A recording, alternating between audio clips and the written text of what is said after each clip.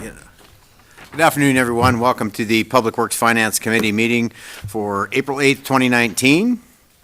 The first order of business on our agenda today is approval of the Public Works Finance Committee March 25th, 2019 minutes. Look good to me.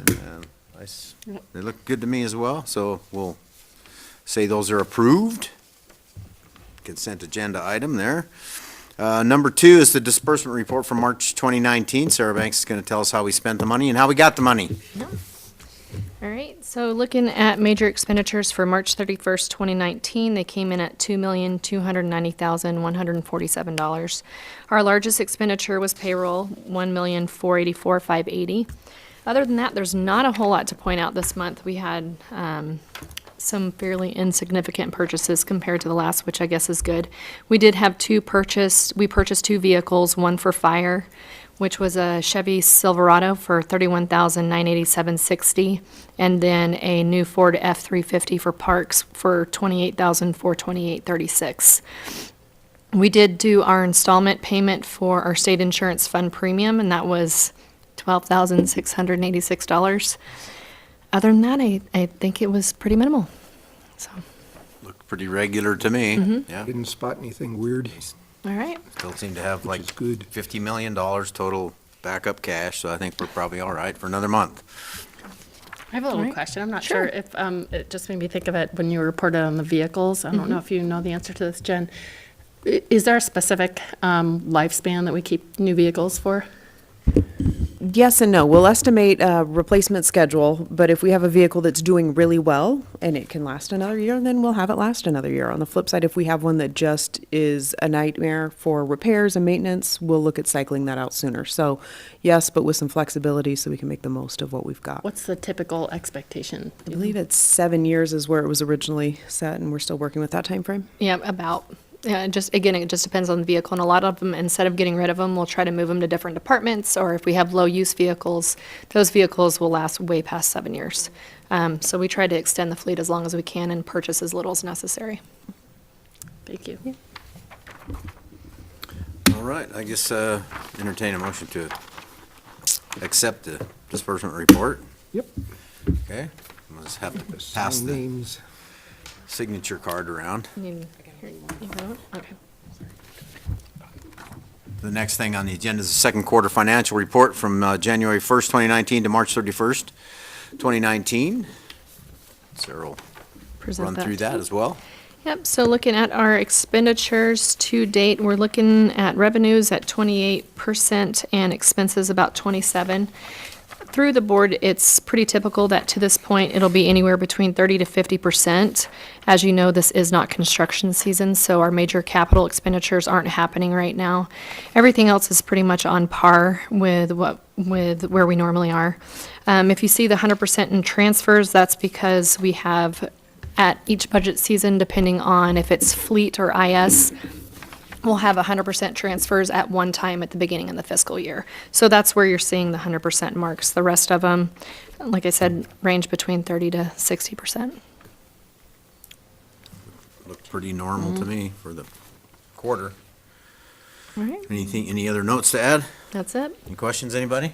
Not for me. Okay, Good job, Sarah. Thank you. All right, thank you. so we can consent agenda, the second quarter financial report as well. Item number 4 on today's agenda is a public meeting. It's a proposed lot division at 860 North Lincoln Street. Leah Carlson's going to tell us what's going on with those townhome divisions. Okay. All right, so today we have a public meeting for a proposed lot division, or there's 2 lot divisions at 860 North Lincoln Street. The applicant is proposing to split one existing lot into 3 individual townhouse lots. This shows the location of the existing lot. It's located near the corner of Public Avenue and Lincoln Street, and also Vandal Drive is right here. The existing lot is 11,380 square feet, and their proposal is to split it into 3 lots of 5,120, 2,591, and 3,669 square feet.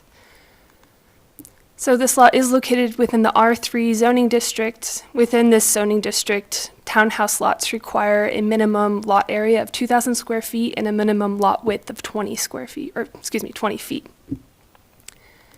So this shows the site plan showing how these 3 lots meet both of those requirements of square footage and lot width as well. So per city policy, residents within 600 feet of the subject property have been notified of this proposal and may be present here today to testify. Staff recommends approval of the proposed lot divisions. Just missing S there, with no conditions. And any questions you might have for that? Happy to Like pretty help you. straightforward lot line adjustment, and any other questions before we open it up to the public comment? Just out of curiosity, what's around it, those lots surrounding it? So it's mostly residential. If I go back here. Yeah, it's primarily residential all around it. Those lots, could they have a shared wall on the buildings? They can, because they're townhouses, yes. Okay. Just thought I'd clarify that Yep. they didn't necessarily have to have a setback or anything. Okay, so at this point, I would open that up to anybody that wants to come up to the table and speak to this issue. Looks like a couple of people are competing for the chance. You can sit at the table here, John. I can throw my things farther from there. Just tell us your name and where you live. Even though we know most of that. I'm John Wheaton. I live at 901 Vandal Drive, which is due south of that lot. Up until last year, I owned that lot. What's upset us is the simple fact that when I bought my lot back in '72, it was all duplex zoned. The whole Reynolds addition, and that's from Public to F Street. In the past, up Vandal Drive, we've had people wanting to put flagship lots and whatnot in to double the occupancy on the lot as we knew it. We have blocked it. We don't need any more people than what we've got and what we're zoned for now. Garfield's up Vandal Drive, and they put 5-bedroom units up there and only required, 2 off-street parking or something, and 5 bedrooms in them. It means they got at least 5 cars, if not 10. And I just don't think we need the density. And I don't know why the people on the city are recommending that this go through. It's not to the city's business of whether this man can make a dime doing what he wants to do or not. He bought it as a duplex lot, and I know that for a fact. And I think it needs to stay a duplex lot. Leah, maybe you could talk about the zoning situation there. Sure. Was the zoning changed recently on that? I'm actually not sure. Mike? Or might- No. Okay, it hasn't. So in the R3 zone, it's the second to the most dense zoning district for residential uses. So there's several different kinds of uses that can go there, including duplexes, including townhouses, single-family units. The only type of residential housing that's not allowed here is multifamily dwellings. That was my understanding of R3, is that it was duplex townhouse zoning. Yeah. Correct. Yes. So nothing's changed from when you owned it, John. I think that over time it's changed, the meaning of the code has changed in the last 35 years. And I just don't think we need the density. You know, we've stopped it before. When you go up there to the, in what I refer to Matson's addition, where that car's parked there on the right side, he wanted to put 5 duplexes up there, and we got that calmed down, and they only put in 4, I think it was. The lot right behind me off of Vandal Drive, they wanted to flagship that one, and we got that and stopped because it was, you know, again, you want to increase the density. The neighborhood is overrun with high density as it is. I mean, no more than what it is, but you get up there on Garfield Street and the traffic that we have at Public and Lincoln is, during our rush minutes in Moscow, it gets to be pretty horrific. Screeching and squalling and whatnot going on. And I just think it's not necessary. Okay. Thank Thank you you. for your comments, sir.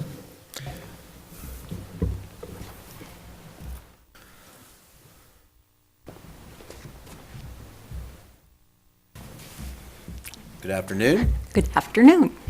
Cheryl Wheaton, 901 Vandal Drive. And to add to the comments made by my husband, Vandal Drive is not paved, nor is Lincoln. Now, when Mr. Palmer came on board, he did develop a new kind of surfacing for that street, as he did others.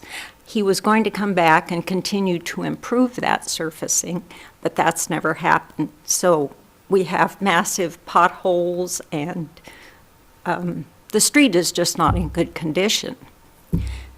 So if we add, let's say, townhouses that each have 3 bedrooms, you can figure at least 3 cars per townhouse, because they usually go to students. That's who lives on that street.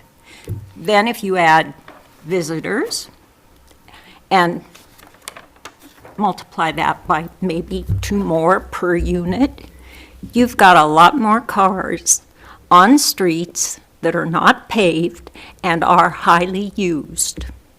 And it doesn't make for a very pleasant neighborhood.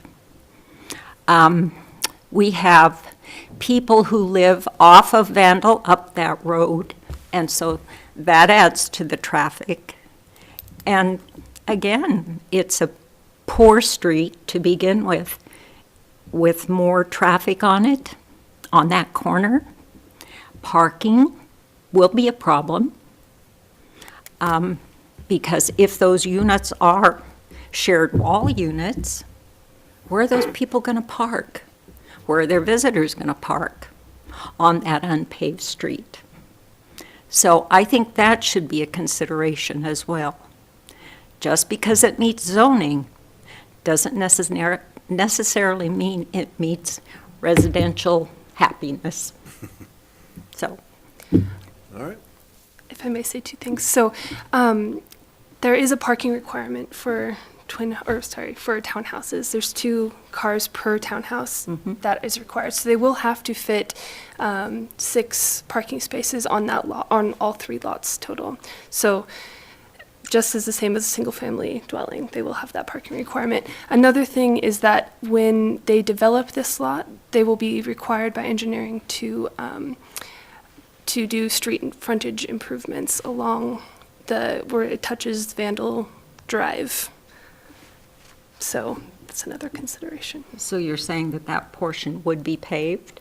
It would be improved, and I think Bob might be able to talk more about that. Mr. Bovell might be able to He's the engineering guy. Okay. So. tell us what might occur there.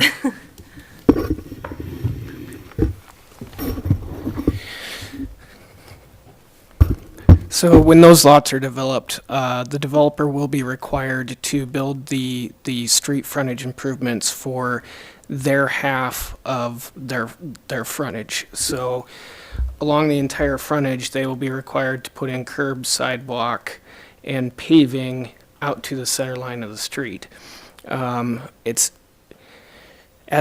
doing paving for just half a street usually doesn't hold up very well. So it's not uncommon for us to do a payment in lieu of, which is allowed in city code, where the developer will then pay money into account that the city holds until such time as the city or an LID or something like that develops the rest of the street and they use that money. So there will be some mitigation to some of the street impacts, but as in there'll be curb, sidewalk, things like that. And then the paving, depending on how they decide to do that, it'll either be paved or they'll put money into having it paved at a later date, one of the two. And that would include Lincoln as well as Vandal? Both Lincoln and Vandal, yes.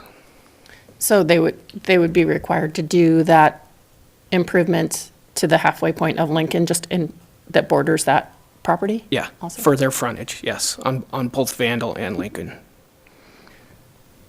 Do you know if the city has any timeline of when they may want to pave those streets? I don't know the answer to that, no. Okay. Do you know the rule for paving streets? The rule for so far the city is not been paving any of the gravel streets. No, she's correct that we have been doing the new surfacing, the using the grindings and the slurry seal over top of that. But yeah, that is something that we have not been doing a lot of is paving the gravel streets. And if an LID is passed, what's the rule for that?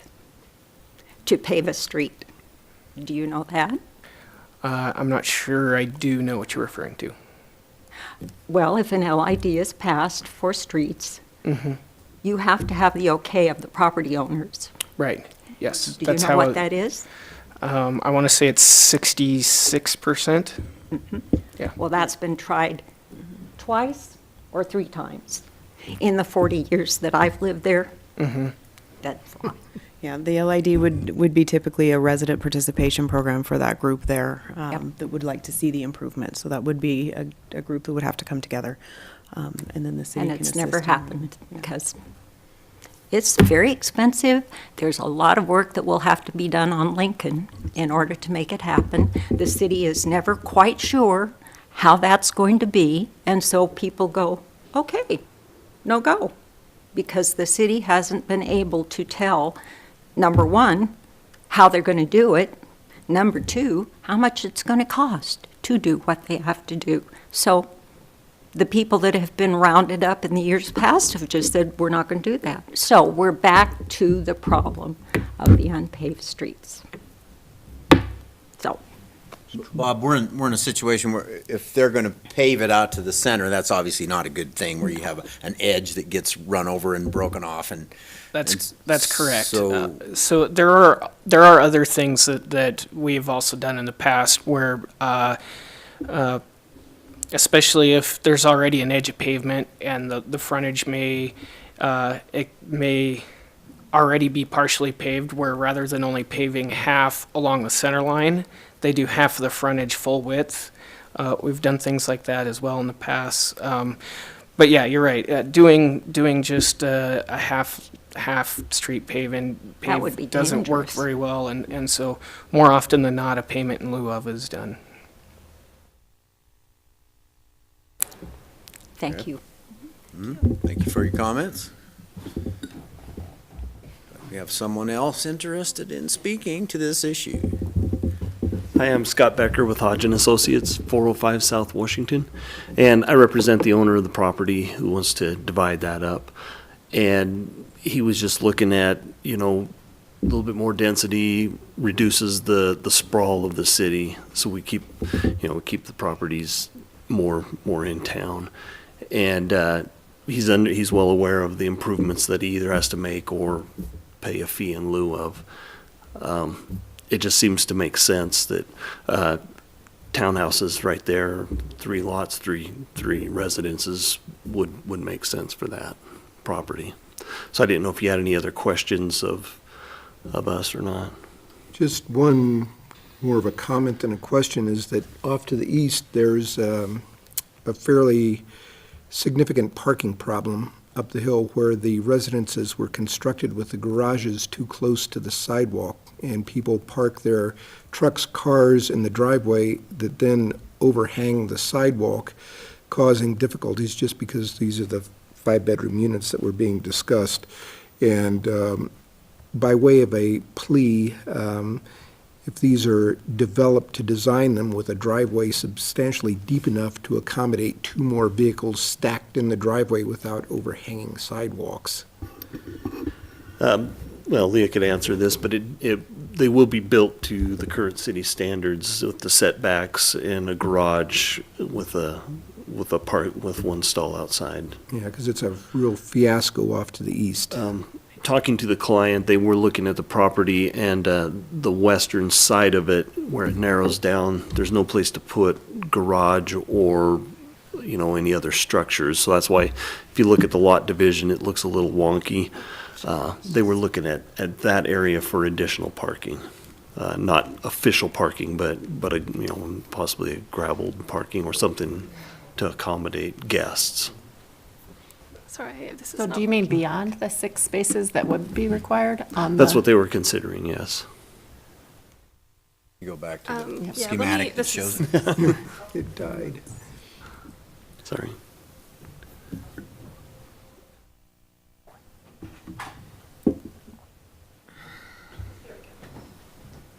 So the townhouses would all be similar in size, but as you shave out, so they would be the same width as that centerpiece, but the last section would leave a considerable amount of land open.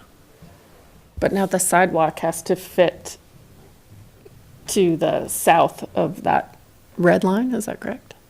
Or, On Vandal Drive. yeah. And on Lincoln. The earlier black and white schematic, didn't it have those Oh, here we go. That's third things shown on it? Yes, it just shows the property lines. Just shows the property lines in the right of way. Right, so it's the same lines that are shown on this one here. Yeah. Right. But so were you thinking that the sidewalk and some additional gravel parking would fit in that larger? Yes. And all of this will be reviewed upon Yeah. development Right, as well. right. Be To make sure it meets through city engineering and standards. yes, absolutely. Uh-oh. Oh, Bob again.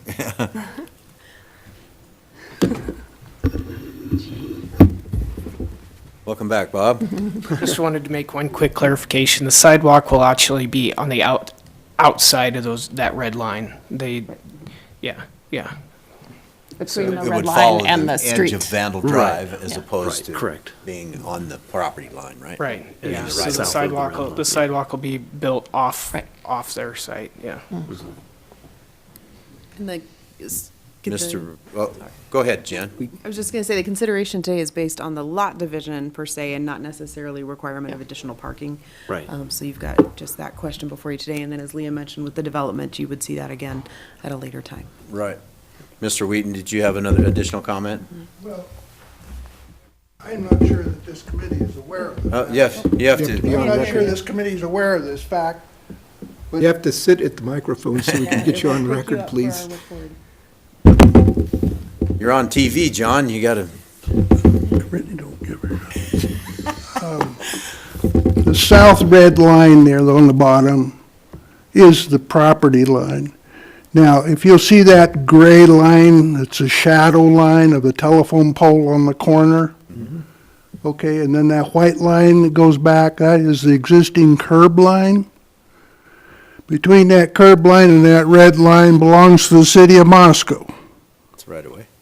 No, you own that because you got a big water pipe there that comes from the pump house down at the city shops. Yeah, I'm sure there's a utility easement there for that. You own that. Then you gotta have setback off of Lincoln Street for Trent's house on the north and my house on the south. So that's why you're gonna chop that off. Now, if they build townhouses and sell them as individual residences, those two to the right are not gonna park on the other ones. be parking over there, and besides that, there's nobody's gonna be policing that to make sure that they use that parking if there is parking. And that's hypothetical crap. So I'm back to my thing, it's not a triplex lot. Period. Okay, thank you for your comments. Till I think of something else. Okay, anybody else in further discussion on this? Well, just a point of clarification, who does own that swatch? Is it just city right-of-way and easement, or is it actually owned by the city? This is a city right-of-way, and I'm not sure if there's an easement there or not, but I'd have to check. But it is a city right-of-way, either way. So. Well, back to the issue at hand, we're only deciding on whether the lot line adjustment is appropriate today, not the development of the lots that would have to occur at a later time. Since it meets all the code right now, I think we should forward this to the regular agenda of the city council meeting where everyone could see that and everybody becomes aware of the situation, and then we'll vote on it at that time. Okay? Yep. Okay, thank you, Leah. Thank you. Item number 5 is the flood hazard area ordinance, and Mike Ray's gonna talk to you about that issue.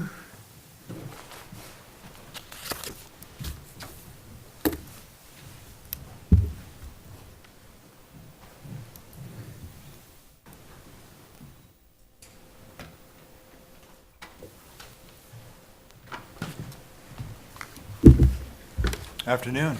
Good afternoon, Mike. So before you today, we have a proposed update to Chapter 5 of the zoning code. So this is our flood hazard areas chapter. Pretty much covers all of our floodplain regulations within the city. So on your screen of the city aerial map, we have 2 designated special flood hazard areas within town. We've got Paradise Creek, which runs through the middle of town, as well as the South Fork of the Palouse River that is primarily within Latah County, but ends up going into some small portions of the city to the south of town. So Chapter 5 really just goes through all of the regulations within the 100-year floodplain, which is the special flood hazard area. Goes through methods of reducing flood loss, the responsibilities of ourselves, so the zoning administrator in administering the floodplain ordinance, as well as goes through some appeals and variances procedures should there be some special request that deals with specific pieces of property. There's those appeals and variances process that you can go through. And then standards for new or substantial improvements to residential or non-residential construction. In the city of Moscow, we require most structures to be elevated 2 feet above the base flood elevation for the property, unless they can demonstrate wet flood proofing or dry flood proofing of certain structures. So back in 2015, we really had a major overhaul of our floodplain ordinance. It was reviewed by Idaho Department of Water Resources, and they were in the process of reviewing about 50 ordinances across the state of Idaho for compliance with the National Flood Insurance Program. IDWR essentially works with those local jurisdictions to meet the requirements of FEMA, and they just make recommendations to FEMA as to what the community should or should not do for compliance with the National Flood Insurance Program. So FEMA has authority through the NFIP, essentially requires flood insurance for all structures that have a mortgage within town. So if you go through a federally backed institution in order to get a mortgage for your property, you're required to carry flood insurance for those structures. That's why we've incrementally been trying to reduce the floodplain in town, so the number of structures that are required to carry flood insurance are a little bit less than what we had before. So we've earned about a 10% citywide reduction in rates, and so those are items that we do above and beyond what the typical community does, and that earns us 10% off everybody's flood insurance rates for their mortgage. And so that's a pretty good thing that we go above and beyond in order to allow the citizens to be able to enjoy those 10% reductions. And it has certain requirements, minimum standards that are to be met. So this was updated in 2015, approved by Idaho Department of Water Resources. Essentially, some standards needed to be updated or added. A lot of the definitions needed to be redone to be compliant. There were some references to state code, which had shifted to other sections of the statutes, and so we needed to update those. The map numbers needed to be updated. Variance and appeal procedures ended up being expanded. Manufactured homes needed to be addressed, as well as lowest floor elevation. And so that's essentially what happened in 2015. We were contacted by Region X of FEMA, and that's Region 10 over in Seattle, and they had updated the National Flood Insurance Program minimum requirements within the last year, and they wanted to take a look at our ordinance to determine whether it was compliant. It was generally compliant, but they saw a few areas that really needed to be addressed and updated, and so they wanted us to go through those changes. And so we spent the last few months working with Planning and Zoning Commission as well as staff in Region 10 in order to revise our ordinance. There was some definitional changes that ended up happening, and then some minor language changes throughout. Some small items like references to either chapter or ordinance. Those were all made consistent through the chapter. There really wasn't any substantive changes to our program. It was mainly just these small updates to definitions and other language within the program. And so really nothing's changed except updating a lot of the language that they required us to update. So the Planning and Zoning Commission did conduct a public hearing on March 13th, and they recommended approval of the ordinance, and we have it noticed for public hearing at the council's upcoming April 15th meeting, and I'd certainly be able to answer any questions that you might have. Now, I thought it looked like a whole bunch of housekeeping, although it was somewhat amusing to see that it has language relevant to docks for passenger and cargo loading and unloading. What in the world? But it's in there. But yeah, it looked Mostly like. for navigable streams. And Exactly. But, so I was a little amused, but the rest of it looked pretty straightforward. Yeah, correct. I don't have any questions. Bob, do you have something to add to this? Okay. Well, I think we need to recommend forwarding this to council for public hearing. Right on. As at the April 15th regular council meeting. Okay. Thank you for the clarification of everything, Mike. Okay. Thank you. Okay, item number 6 is the A Street and Alma Street right-of-way purchase agreement for the pathway across that development. Bob Louvel's going to tell us about that.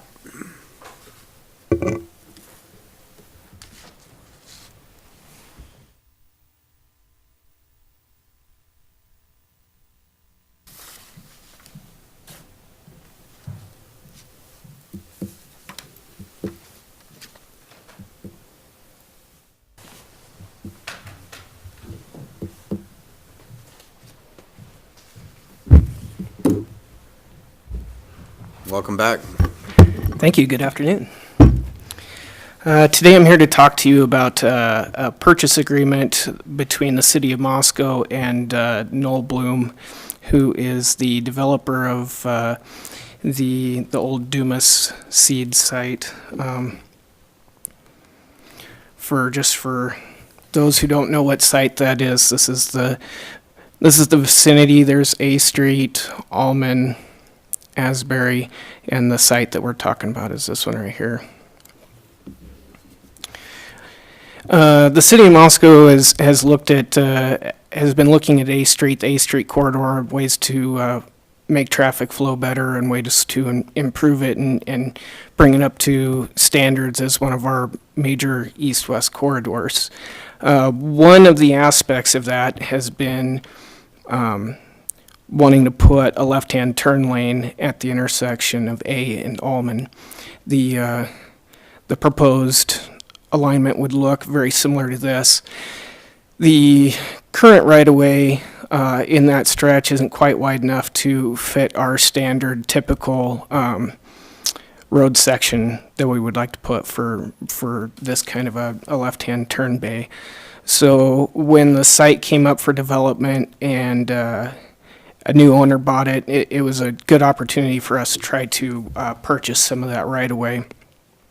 And in this drawing right here, there's a little pink sliver along here that is the right of way that would need to be purchased in order to get that full width that we want in there. So the city staff approached Noel Bloom and went into negotiations to try to purchase some of the right of way. Those negotiations went well, and Noel offered to sell us that right of way at a price of $6 per square foot, which is pretty reasonable. So we went ahead and drafted a purchase agreement between the city and Noel. We also had a surveyor come in and draw up the actual boundary for what we were purchasing. That's a little tough to read, but, and then later if we go through with the purchase, those pins will be staked out. It's a kind of a pretty good thing for us to be able to get that turn lane in, hopefully sometime in the future. And so we're kind of excited about being able to purchase this. The total purchase price will be $1,842. Okay. When you go back to that schematic right there, doesn't Thompson Development own the old powerhouse building in the right-of-way next to that, or He does. how's that tied So, in together? We made the negotiation with Noel prior to Thompson selling that. So the Thompsons actually bought everything outside of that sliver. So the Okay. Thompsons essentially bought He still right owned up the to sliver. that tiny little sliver. Okay. Noel owns Noel, 6 inches. so right now Noel still owns a tiny little bit of property Okay. between Are there. there any other buyers lining up for that? No. And then through the development in Noel's property, we're actually going to be putting those curb lines and sidewalk in as the schematic shows as well. So I don't know that we'll actually be able to do the stuff to the north, but all that new infrastructure is going to be put in line with the schematic. So. And that's proposed to be done this year, or as they improve that property, or with the A Street improvements next year? That will be done with this project, with Noel's project. I don't think the A Street corridor goes down this far. Only goes to home, Yeah. as far as I know, but I didn't know. Yeah, the A Street project that just got delayed and for next year I don't think it comes down this far. Okay. Looks good to me. I say pay him and take our Yeah, mighty real estate. I think it's quite reasonable, and it's probably going to save some rear-end collisions there in the very near future, so. Yeah. Thank you, Bob. So- Would you like to recommend approval? I think we can recommend approval on this, and it could probably be a consent agenda item. Yep. Okay. All right, that's all the items on today's Public Works Finance meeting, so And no admin meetings, so no. Yep. Entertain a motion to adjourn for the day. let's adjourn. Okay.